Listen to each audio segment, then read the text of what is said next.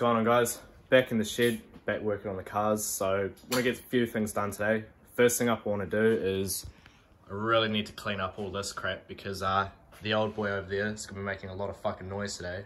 He's cutting his wood and the sawdust gets everywhere. So got these bins from work, so I'm going to chuck everything in there, throw them in the racking. I got to readjust some of these shelves so I can actually fit in and then put some of the heavier shit down there. Went to Blacks this morning and got these high tensile bolts so I can chuck the motor up on the engine stand now. Before I jump into anything, I've been looking at the analytics on the YouTube channel and a lot of you guys that are watching my videos aren't subscribed. So if you are watching and you aren't subscribed, please subscribe. It really does help. Obviously YouTubers and shit say that all the time, but it really does help push the channel to other people that haven't seen it or, you know, might like it. Subscribe, like it, it all helps.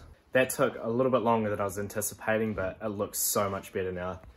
So instead of everything being all junked up, it's now nicely in bins. I've labeled them. Excuse my terrible handwriting and probably bad spelling, but yeah, now I know exactly where everything is.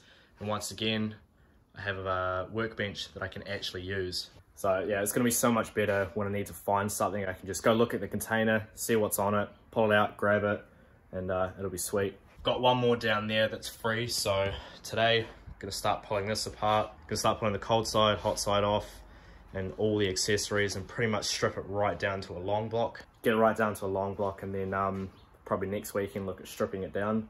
First thing I gotta do is take the flywheel off. Ran into an issue last time of spinning the front crank bolt loose, but a mate of mine, Caleb, pointed out a good trick to use, so I'm going to take one of these bell housing bolts, like that. Then I'm gonna take one of these clutch bolts, again, put that in. Now take a spanner, put the closed end over the bell housing bolt, and then the closed end on the clutch bolt, just like that.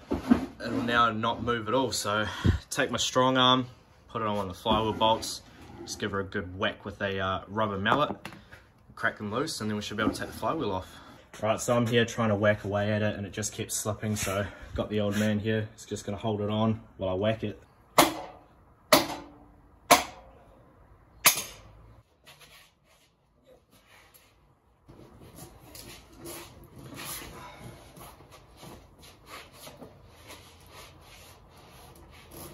Oh, there we go.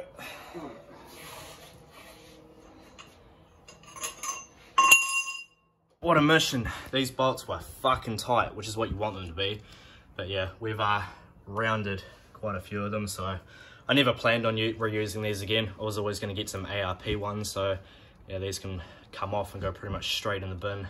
I guess there's a downside to this method. The bell housing bolt is a bit on the piss. I was thinking of getting some new ones of these anyway, but yeah, no, that's pretty cooked, mate. This one seems alright though. Is that by what we've done by banging it? Yep. I was going to get some ARP clutch bolts as well anyway, so I don't plan on reusing this. One of the most important pieces that a lot of people forget, including my dumbass on the Zafiro, is a sandwich plate, which just stops shit mainly from underneath getting inside the bell housing and making a mess of things.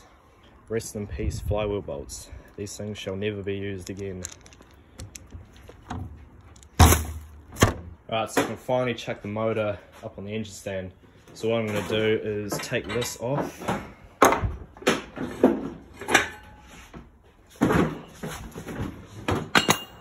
So the easiest way to do it is to take this thing off the engine stand, bolt it up to the motor, and then you can lift the motor up and then even lift this up and sort of slide it on.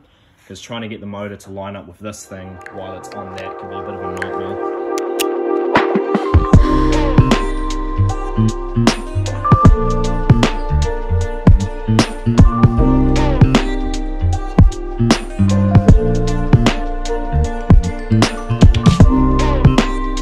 Right, so I got the engine on the stand there. I'm just gonna leave the crane on it. It's not supporting the weight at all, but it's on a little bit of a lean. It's probably normal, but because I've never done this before, I'm just gonna be a little bit more cautious and leave it attached while I start taking all of this crap off, just to take a little bit of the weight off it. And then when I feel a bit more comfortable, I'll get rid of that and then yeah, take the head off. But I won't be taking the head off until next weekend. I just want to get the cold and hot sides off and get it down to a long block.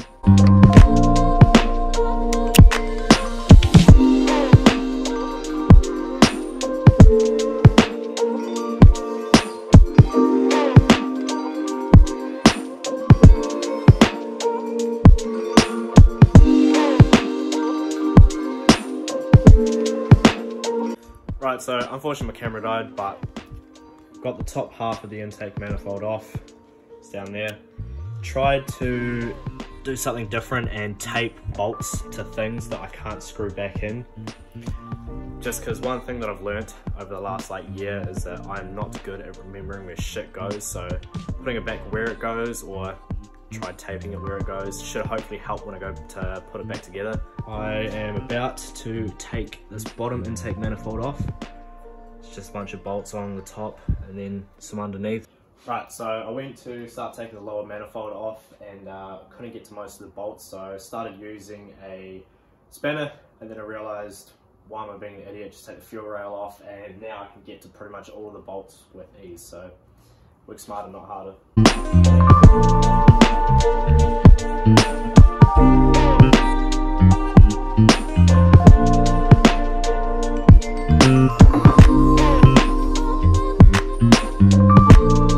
Right, so I got all the bolts, nuts off, apart from this one little annoying bastard. It's probably a bit hard to see and a bit dark, but up right there, you can see that.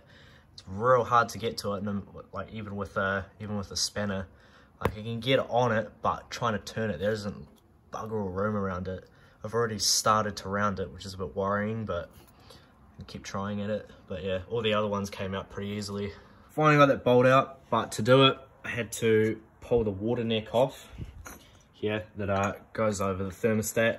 But to pull the top bolts for that off, I had to take a little bracket here off. But to take that off, I had to take the water pump pulley off. So it turned into a bit of a mission, but all of that shit had to come off anyway. So yeah, may as well do it. As you can see, it is now the next day. I finished up last night getting absolutely so frustrated because for whatever reason, I could not get the lower intake manifold off.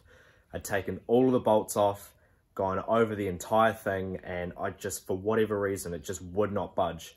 It got so shitty, so I was like, fuck it, leaving it, come back in the morning for fresh mind and hopefully figure it out.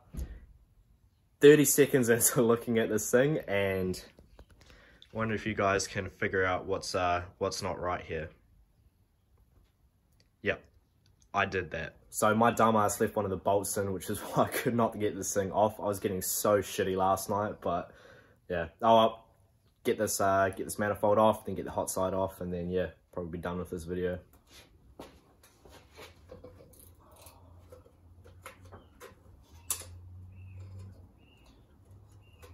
I was getting so frustrated with this last night, and one bolt and she's right off.